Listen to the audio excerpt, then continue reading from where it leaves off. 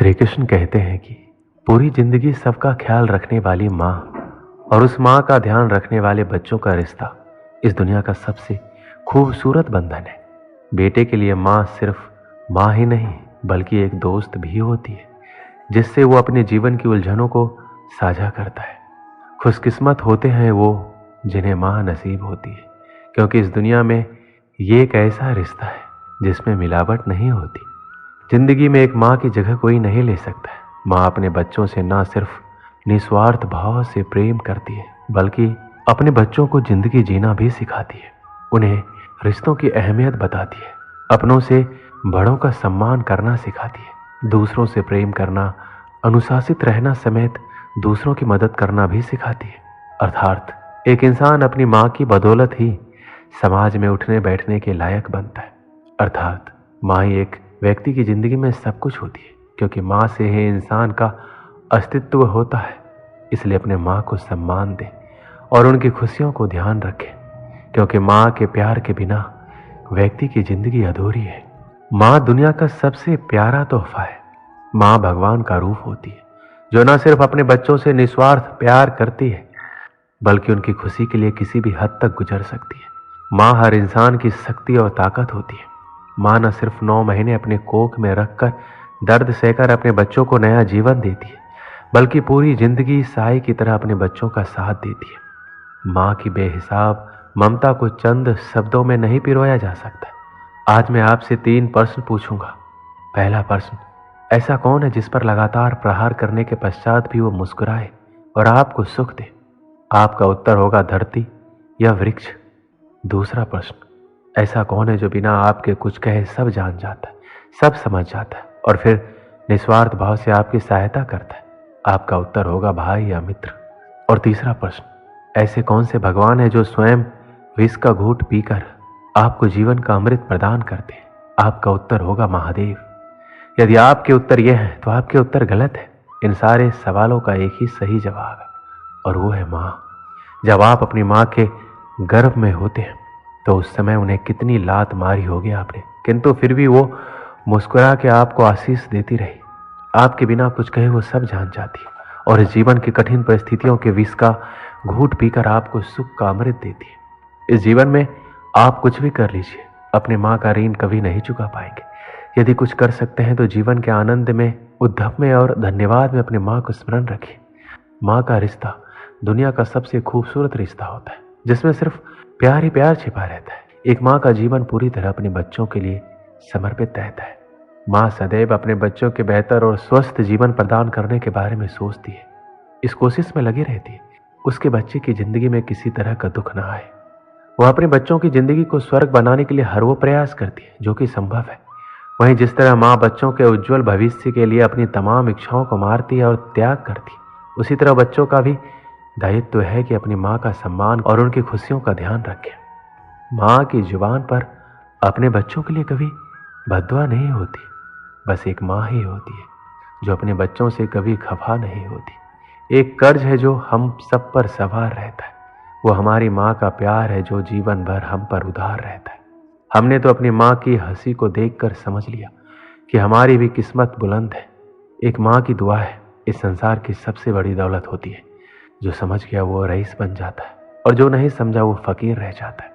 माँ से छोटा शब्द इस संसार में कोई नहीं और इस शब्द से बड़ा अर्थ और किसी शब्द का नहीं। एक अच्छी माँ हर संतान के पास होती है, पर जरूरी नहीं कि एक अच्छी संतान हर माँ के पास हो।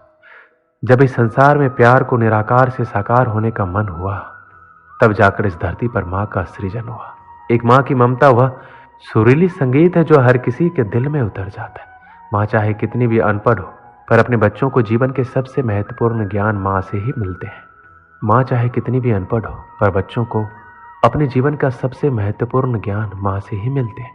माँ अपने बच्चों के लिए त्याग और उनके लिए अपने प्यार की तुलना किसी से भी नहीं की जा सकती। हर बच्चे की पहली गुरु उसकी माँ ही होती और माँ जो शिक्षा देती है वह जीवन भर उस बच्चे का साथ देती है। माँ वो होती है जो परिवार में किसी की भी जगह ले सकती है, पर पूरे परिवार में कोई नहीं होता जो एक माँ की जगह ले सके। जब एक रोटी के 4 टुकड़े होते हैं तो खाने वाले 5 लोग होते हैं, तो एक माँ ही होती है जो झट से कह देती है कि मुझे भूख नहीं है। इस संसार में सब चीज बिकाऊ है, सिर्फ माँ की ममता ही एक ऐसा आशीर्वाद है जिसे कोई बेच नहीं सकता। बहुत देखे हैं हमने जमाने में प्यार मोहब्बत में जान लुटाने वाले। कभी अपनी माँ से भी जाकर पूछना कि कितनी मुश्किलों से तुझे पाला है उसने, रातों में उठ उठ के। इस संसार में हर जगह ईश्वर का पहुंचना मुमकिन नहीं था, इसलिए उन्होंने माँ की रचना की। इस पूरे संसार में सिर्फ माँ ही एक ऐसी होती है जो किसी भी हाल में जान लेती है कि उसके बच्चों की आंखें सोने से लाल हुई है या रोने से। इस पूरे संसार में सिर्फ माँ बाप ही है जो अपने बच्चों से सच्चा प्यार करते और उन्हें सच्चा प्यार दे सकते। बाकी पूरा संसार सिर्फ दिखावा ही करता है। जरा समय निकाल कर अपनी माँ को देखकर मुस्कुरा भी लिया करो, क्या पता तुम्हारी किस्मत में तीर्थ जाना ही ना लिखा हो।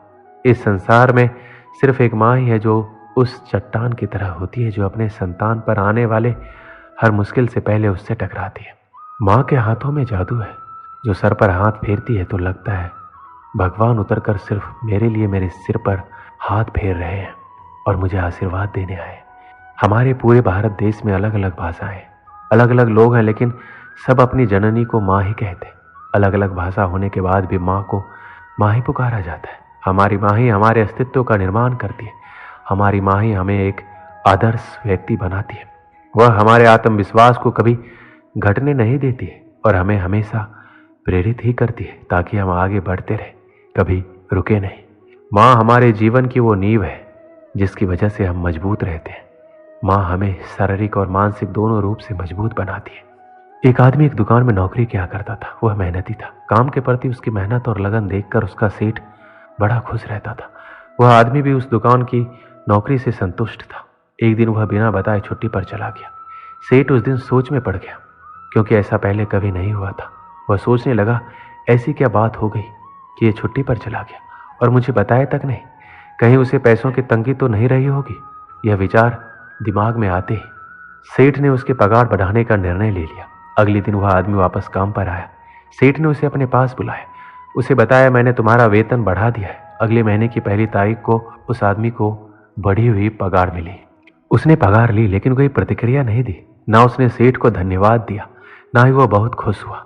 बस रोज की तरह काम करता रहा। पगार बढ़ा देने के बाद सेठ निश्चित था कि अब वह आदमी और मेहनत से काम करेगा। कुछ महीनों के बाद वह आदमी एक बार फिर से बिना बताए छुट्टी पर चला गया। इस बार सेठ को बहुत गुस्सा आया कि ये कैसा लापरवाह आदमी है। एक तो मैंने इसकी पगार बढ़ा दी, इसके बाद भी इसे जिम्मेदारी का एहसास नहीं है। फिर से बिना बताए इसने छुट्टी मार ली। अगले दिन वह आदमी काम पर आ गया। सेठ ने पहले ही तय कर लिया था कि अब वह उसकी पगार घटा देगा। उसने उसे बुलाकर बता दिया कि अगले महीने से वही पगार मिलेगी जो तुम्हें पहले मिलती थी। अगले महीने उस आदमी को घटी हुई पगार मिली, लेकिन इस बार भी उसने कोई प्रतिक्रिया नहीं दी, ना ही उसे दुख हुआ। बस अपने कामों में लगा रहा। यह देखकर सेठ हैरान हो गया। उसने उसे बुलाकर पूछा, क्या बात है, जब मैंने तुम्हारी पगार बढ़ा दी तब तुम खुश नहीं हुए, और जब मैंने तुम्हारी पगार घटा दी तब तुम दुखी भी नहीं हुए। आखिर क्या बात है? आदमी बोला, सेठ जी, जब मैं पहली बार काम पर नहीं आया था उस दिन मेरे बेटे का जन्म हुआ था।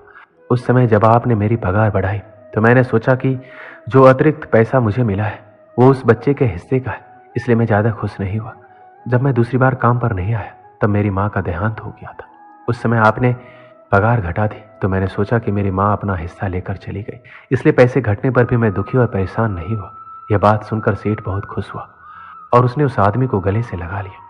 इस कहानी से हमें क्या सीख मिलती है? जिंदगी कभी एक सी नहीं रहती। उतार चढ़ाव तो जिंदगी का हिस्सा है। जब तक जिंदगी है अच्छा वक्त भी आएगा और बुरा वक्त भी, इसलिए वक्त चाहे जैसा भी हो उसे पार कर ले। जिंदगी के दबाव में आना बंद कर हर हाल में खुश रहना सीखे। दोस्तों, इस वीडियो में बस इतना है। मिलते हैं अगले वीडियो में। अपना ख्याल रखिएगा। जय श्री कृष्णा।